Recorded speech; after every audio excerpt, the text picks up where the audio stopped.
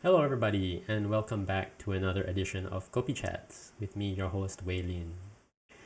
As usual, today I went on Channel News Asia to get my daily dose of news. And lo and behold, I was treated to not one, not two, but three pieces of news worthy of sharing with you today.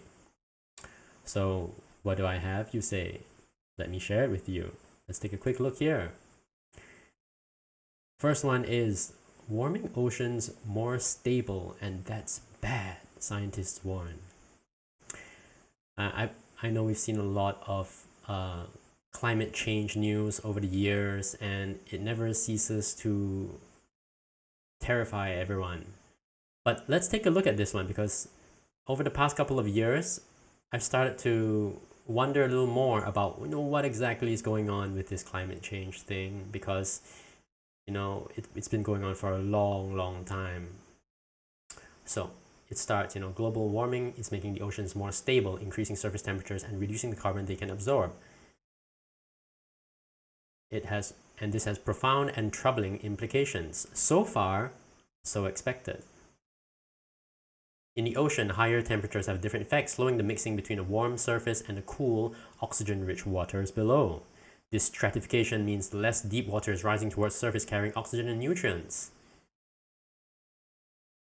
In a report published in the journal Nature Climate Change, the international team of climate scientists said they found that this stratification has increased by a substantial 5.3% from 1960 to 2018. Whew.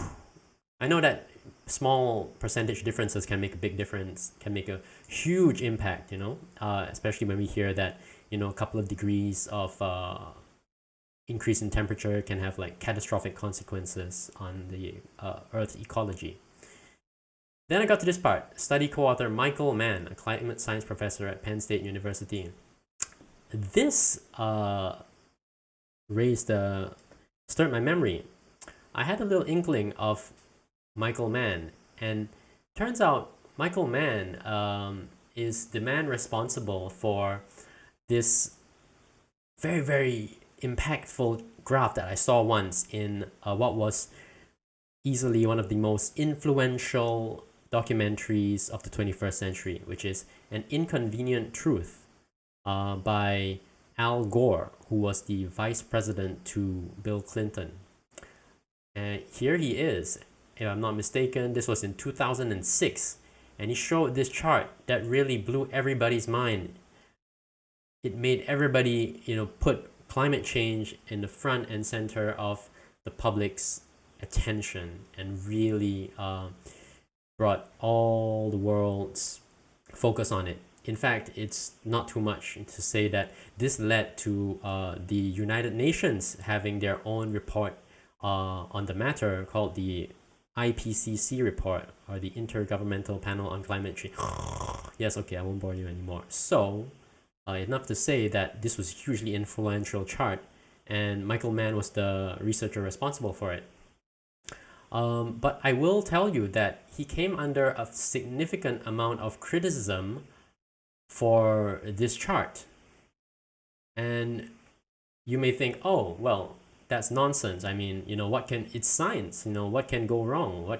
How can it possibly not be true? Because if you measure the temperature, that's it. The number is there on the device. How can you argue with that? So I don't claim to be an expert in this. I don't know anything. Everything I know is from the point of view of an amateur, an armchair critic.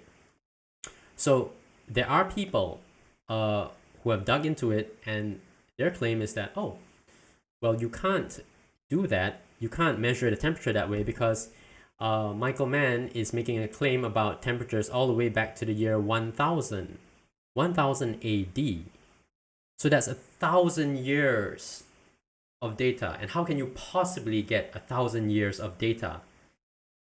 Because we didn't have temperature monitoring stations at 1000 AD. Well, turns out you can be a bit creative and you can measure tree rings. And tree rings will give you some measure of insight into the climate of the day. But Wei Lin, I hear you ask, you intelligent, wonderful audience, you. how can tree rings be precise and accurate? Because they're growing things, and no trees are alive today from that period, and that's exactly true. You'd have to be looking at tree rings from trees that have been dead for a very long time, and you'd be trying to compare them to modern data. And not only that, nowadays people collect temperature data, not only with temperature monitoring stations, you also collect data with apparently measuring sediment on the ocean floor and tree rings, as you know. So there are many ways that scientists collect data about the atmosphere. We even use satellites to measure the temperature of the ocean surface from space. So it's a very sophisticated enterprise. However, the best quality scientific data we have only goes back about 100 years.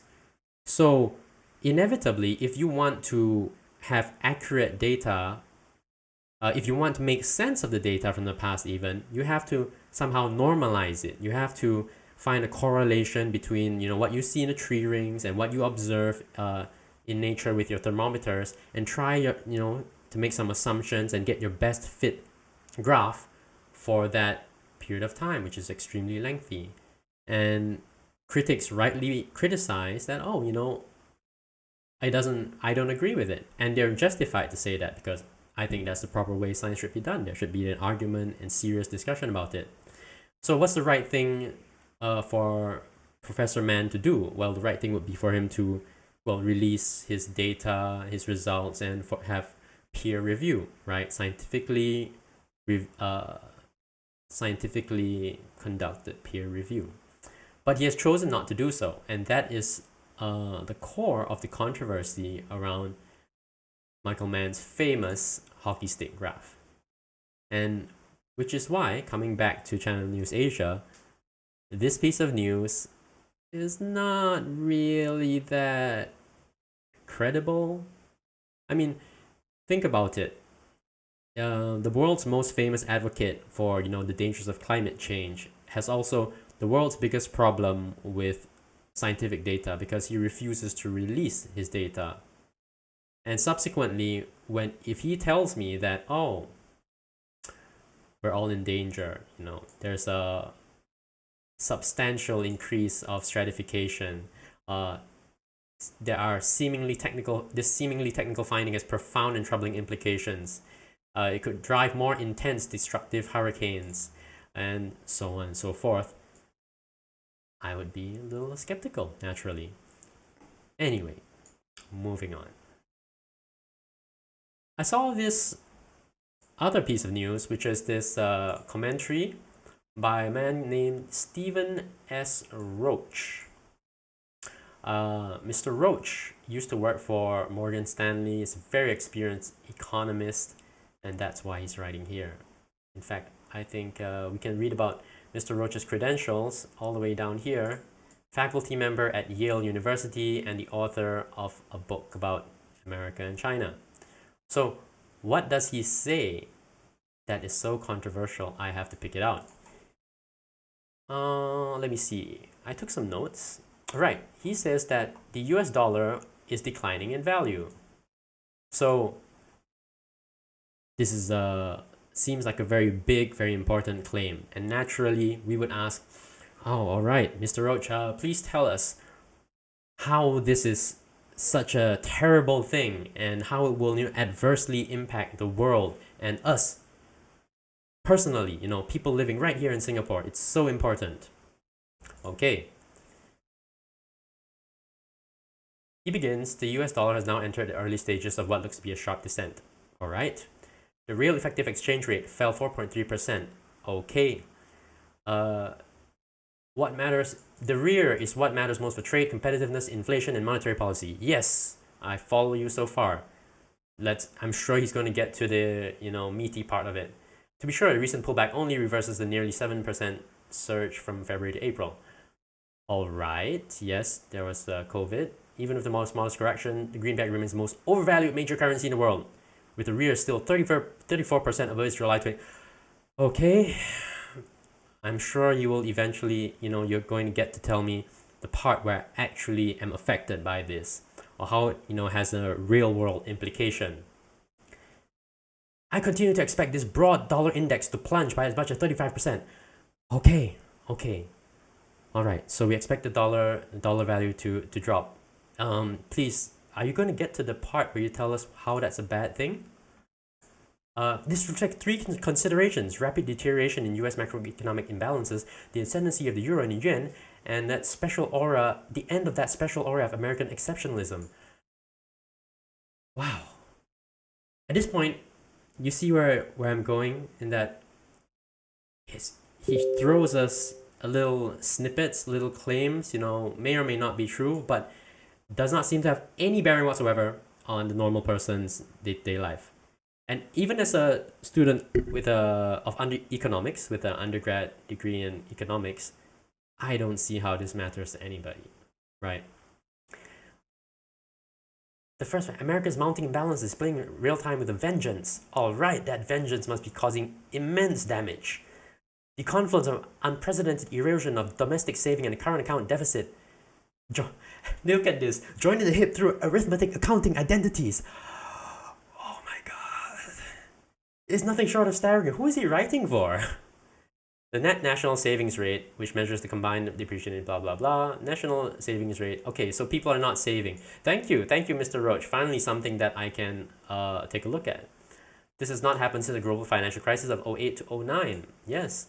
Well, I would expect that, the savings rate would fall because right now we're in the midst of a crisis. Some people are not getting an income, and those who are maybe getting a reduced income they don't have much to save because they need to spend it. It's a crisis time. You have to draw on your savings and try to survive, right? So I don't see why he would criticize this as something that is problematic, because this is exactly what you would expect. You save money, old folksy wisdom is you save money for a rainy day, and now it's a rainy day. So, Mr. Roach, why is this a problem? Right? The most important aspect of this development was the speed of the collapse. Right? So it's the speed of the collapse that is problematic. Right? But he doesn't bother to tell us why. I've read it. I can tell you that he doesn't actually say why that's bad. Okay. What about... There was one lacking... Oh, yes. See, he says this. Lacking in saving and wanting to invest and grow, the US must import surplus savings from abroad and run a massive external deficit to attract foreign capital. Right. This is the point. The part where he says the widening current account deficits are really bad. Now, I don't have to get into the economic theory about, what current account deficits are, savings account, trade imbalances. We don't really have to bother about that. But look at this claim. Lacking in savings and wanting to invest and grow, the US must import surplus saving from abroad and run massive external deficits to attract foreign capital. Does that sound true to you? Something is really wrong right here. If I gave you a guess, which country has the most billionaires in the world? USA, right? It's a easy guess. So why would the United States as a whole lack savings and wanting to invest and grow? I think everybody wants to invest and grow. So if the net savings rate is low, that means income you're getting today is not being put into the savings as much as in the past. But there are plenty of people who are very rich and have huge amounts of savings. And as I learned from my undergrad economics course, the economy relies on the very rich to invest so that the rest of the world can have jobs. There are big companies that employ huge numbers of people and rely on them all the time. So why is Mr. Roach making the claim that the country is lacking in saving and wanting to invest and grow, and that the US must import surplus savings from abroad? Where does that come from? No idea. Not explained. Finally, the other thing that he wants to say, which I found really interesting, Zero interest rates. Here we go. So right now, it is true that the Federal Reserve in the United States is targeting going for a zero interest rate policy. So it's very, very cheap to borrow money. You can get a loan easily, and that's a good decision because you want banks to start making loans. You want entrepreneurial people to start taking loans and starting new businesses to revive the economy. And Mr. Roach's criticism is that, well, if you have a zero interest rate policy, then you close off, yourself from this potential tool to manage the economy. That is the tool of adjusting interest rates upwards. You can't use it anymore because you've now locked yourself into doing zero interest rates. And is that really a problem? So this may seem like a really technical question, but well, if you want to encourage people to take loans and do business, why would you increase the interest rate? Why would you want to increase the interest rate? What's going to change in the short term that you would really want to increase the interest rate?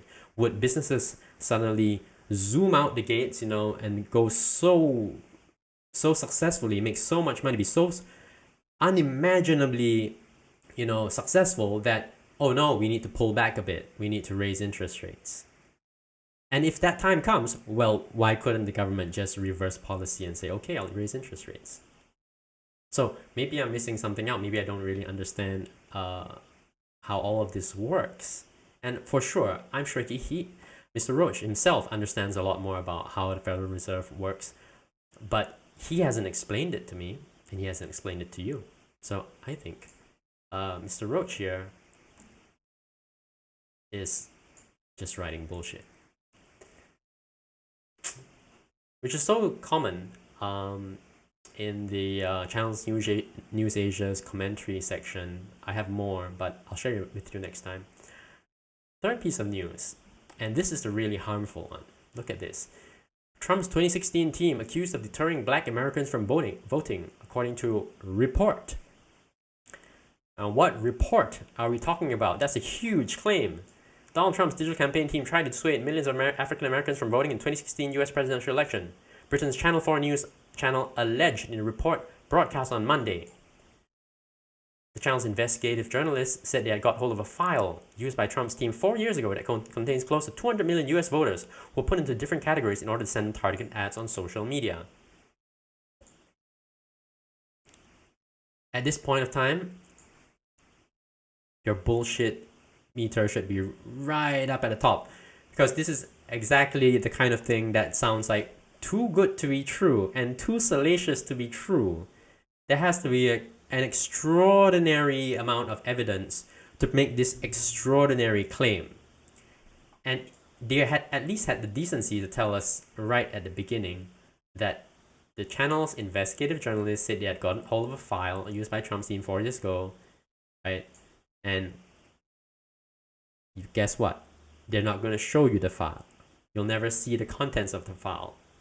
There's no mention of the file. It appears in this news report that nobody at Channel News Asia has seen this file. But they're extremely happy to report it, and float the accusation that the Trump campaign team is accused of deterring black Americans from voting. If this were a WhatsApp message, I would delete it straight away for being fake news, for being outright garbage. And yet here it is on this website. See, after this, there are no more information to address the truth of it, to say, where did the information come from, who revealed it, what does the file say, what does it look like, how do we know it's from the Trump campaign? None. The rest of it is just like regurgitating the accusation, getting the Trump campaign to respond to the accusation without having to produce a shred of evidence. So today is a good day in the fake news department because we get a lot of stuff to critique. And I think that's all I have for you today, actually. I hope that you enjoyed this short video about these three topics. I know they're very broad and varied, and I hope that you enjoyed as much as I did talking about it. Thank you again very much for listening. Hope to talk to you again soon.